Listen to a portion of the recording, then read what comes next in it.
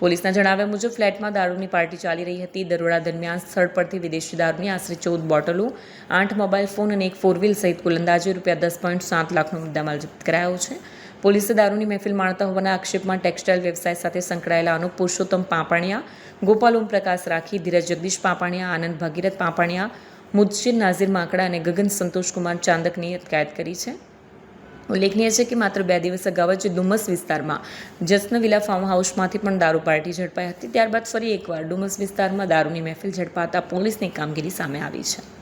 માનનીય police commissioner Shri Surat શહેર વાબાંગ જમીર સાહેબ નાઓની સૂચના આધારે વિસ્તારમાં પ્રોહિબિશનની પ્રવૃત્તિ ડામવા માટે સૂચના આપેલ હતી। જે આધારે ડુમસ પોલીસ સ્ટેશન ગઈ રાત્રે પેટ્રોલિંગમાં હતી। એ દરમિયાન બાતમી મળેલ હતી કે રાજહંસ બેલીઝામાં એક ફ્લેટમાં કેટલાક કિસ્સામાં દારૂની પાર્ટી કરી રહેલ છે। જે આધારે અમોએ અમારી ટીમ સાથે રેડ કરતા રાજહંસ બેલીઝામાં બી ટાવરમાં કેટલાક કિસ્સામાં એક રૂમમાં દારૂની પાર્ટી કરતા પકડાઈ ગયેલ છે। સર, આ ફ્લેટ કોનો હતો અને કેટલી દારૂ ત્યાંથી મળી આવી છે તેવા?